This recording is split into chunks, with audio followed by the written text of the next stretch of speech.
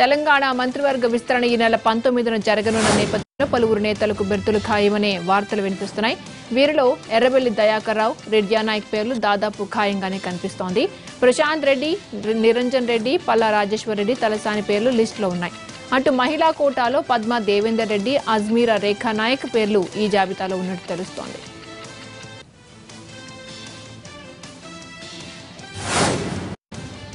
TDP నుంచి వైసీపీలో చేరిన అవంతి శ్రీనివాస్ పై ఏపీ మంత్రి గంటా శ్రీనివాసరావు మండిపడ్డారు. పార్టీ మారే స్వేచ్ఛ అందరికీ ఉందని, కానీ ఇష్టం వచ్చినట్లు బురద జల్లడం మంచి పద్ధతి కాదన్నారాయన. నిన్నటి వరకు చంద్రబాబును మించిన నేత లేడని పొగిడి ఇప్పుడు ఆరోపణలు చేయడం ఏంటని నిలదీశారు గంటా. జగన్ను రాజకీయాల నుంచి బహిష్కరించాలని చెప్పిన అవంతి ఇప్పుడు ఆయన పంచన ఎలా చేరారని ప్రశ్నించారు. పార్టీ మారడం అనేది ఇట్స్ ఇండివిజువల్ డిసిషన్. ఎవరు ఎప్పుడు పార్టీ మాత్రం మార్చుకోవచ్చు. మారేటప్పుడు మనం పార్టీ నుంచి ఎలక్ట్ అయినప్పుడు ఆ పార్టీకి రాజీనామా చేయడం నైతికంగా మన బాధ్యత. తర్వాత అప్పుడు దాకా కూడా పార్టీలో ఉండి నువ్వు ఇంద్రుడివి చంద్రుడివి, అసలు ప్రపంచంలో నీ అంత నాయకుడు లేడు, నీ యొక్క విజన్ వేరు, అవి వేరు ఇవి వేరు, అవతల వాళ్ళు దుర్మార్గులు, ఇడియట్స్, స్కౌండర్స్, ఉగ్రవాదులు, ఆర్థిక నేరస్తులు అన్నీ మాట్లాడి ఒక్కసారి ఇట్లా మారటం అంటే ప్రజలు దాన్ని ఎవరు కూడా హర్షించరు.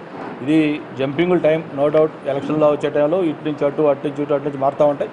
మారేటప్పుడు కూడా కనీసం కొంచెం minimum responsibilities, minimum values maintain చేస్తే ప్రజలు వాటిని ఏమన్నా కనీసం కొంతలా అర్థం చేసుకుంటారు తప్ప ఇట్లా పాలాభిషేకం చేసి ఇంతకంటే గొప్ప నాయకుడు లేడని చెప్పని ఆ చేసిన చేతులు తడి ఆరకముందే పోయి మళ్ళీ అక్కడ ఇంకొనగా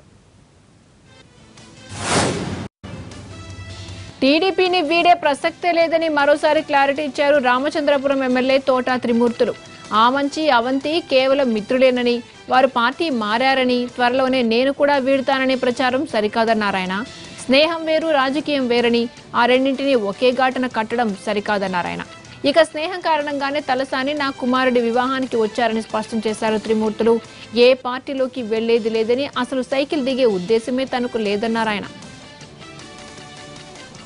అంటే రాజకీయాలు వచ్చేటప్పటికి స్నేహాలు వేరు, రాజకీయాలు వేరు. రాజకీయాలు వచ్చేటప్పటికి అక్కడ ఉండేటువంటి పరిస్థితుల దృష్టిలో వాళ్ళ నిర్ణయాలు తీసుకుంటారు. ఎక్కడున్నా నా స్నేహితులుగా మిత్రులుగా అందరూ బాగుండాలనేటువంటిది నేను కోరుకుంటున్నాను.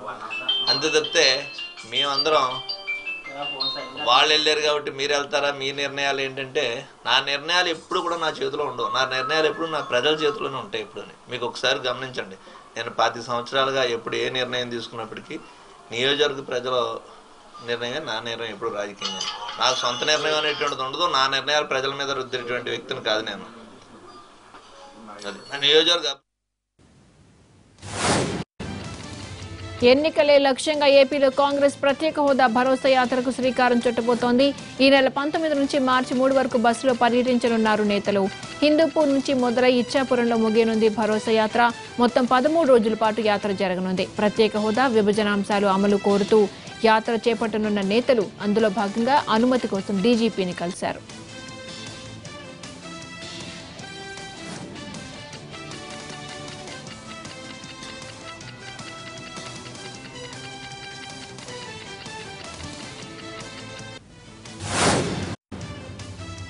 జనసేన పార్టీ స్క్రీనింగ్ కమిటీకి టికెట్ల కోసం భారీగా దరఖాస్తులు వస్తున్నాయి. కమిటీ ముందుకు గురువారం 200, శుక్రవారం 350 దరఖాస్తులు వచ్చాయి. 13 జిల్లాల నుంచి విద్యావేత్తలు, సాఫ్ట్వేర్ ఉద్యోగులు, పారిశ్రామికవేత్తల నుంచి ఈ దరఖాస్తులు వస్తున్నాయన్నారు జనసేన పార్టీ నేతలు. టికెట్లు ఆశించే వాళ్ళు ఎవరైనా స్క్రీనింగ్ కమిటీకి దరఖాస్తులు చేసుకోవాలని, ఆ కమిటీ ఏ పేర్లను ఫైనల్ చేస్తుందని ప్రకటించారు పవన్ కళ్యాణ్. దీంతో దరఖాస్తులు వెల్లువలా వస్తున్నాయి.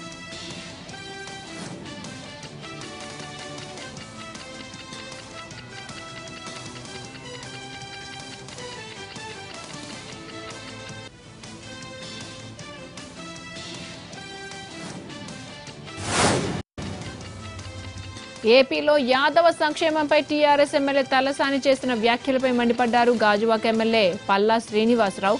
టీడీపీ పాలనలో ఎందరో యాదవులు ఉన్నత పదవులు పొందారని గుర్తు చేశారు. తలసానికి రాజకీయ భిక్ష పెట్టింది చంద్రబాబు కాదా అని ప్రశ్నించారు ఆయన.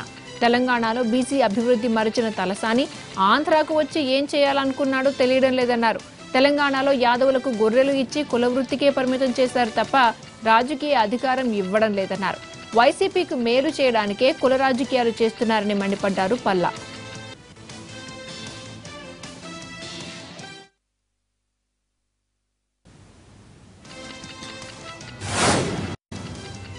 విజయ ఎలక్ట్రికల్స్ అధినేత దాసరి జై రమేష్ వైసీపీలో చేరారు.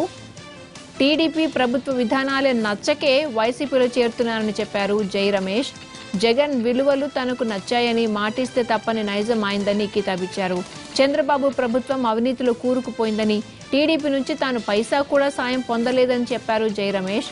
చాలా కాలంగా టీడీపీకి దూరంగా ఉంటున్నారని చెప్పిన జై రమేష్ అధిష్టానం ఆదేశిస్తే విజయవాడ ఎంపీ స్థానంలో బరిలోకి దిగుతానన్నారు.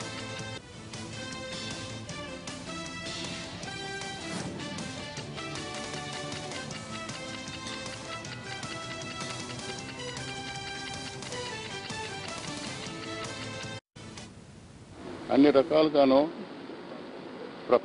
ప్రభుత్వాన్ని అవమానకరమైన రీతిలో నడుపుతోంది. హీనాతిహీనంగా తెలుగు జాతిని తీసుకెళ్తోంది. సో ఆ రకంగా ఈ పరిస్థితి మార్చాల్సిన అవసరం ఎంతైనా ఉంది. జగన్మోహన్ రెడ్డి ఆయన అన్ని రకాలుగాను జనాకర్షణ పొందిన నాయకుడు.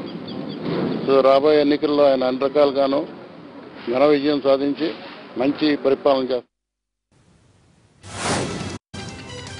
ఎన్డీఏ పరిపాలనతో దేశ భద్రతకు ప్రమాదం ఏర్పడిందన్నారు సిపిఎం కేంద్ర పొలిట్ బ్యూరో సభ్యుడు బివి రాఘవులు. విజయనగరంలో గురజాడ అధ్యయన వేదిక ఆధ్వర్యంలో నిర్వహించిన వర్తమాన రాజకీయ పరిణామాలు, ప్రత్యామ్నాయ ఆవశ్యకతపై నిర్వహించిన సదస్సులో పాల్గొన్న ఆయన దేశ రక్షణ రంగంలో కూడా బీజేపీ అవినీతిని పెంచిందని ఆరోపించారు. సిబిఐని చిలక పలుకులు పలికే వ్యవస్థలా మార్చేస్తారని విమర్శించారు ఆయన. ఉగ్రవాద చర్యల్ని అరికట్టడంలో మోదీ సర్కార్ విఫలమైందన్నారు. ఇక 4 ఏళ్లు బీజేపీతో కాపురం చేసిన టీడీపీ ఇప్పుడు పోరాటాలు, దీక్షలు చేయడం హాస్యాస్పదంగా ఉందన్నారు.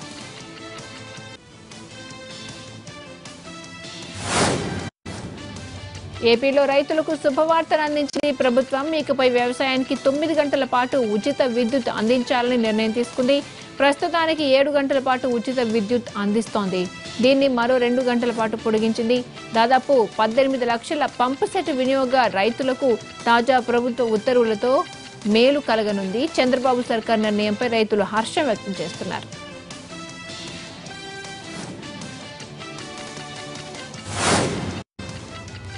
ఏపీ రాజధాని అమరావతి ప్రాంతం ఐఏఎస్లు, ఐపీఎస్లతో కళకళ్లాడింది.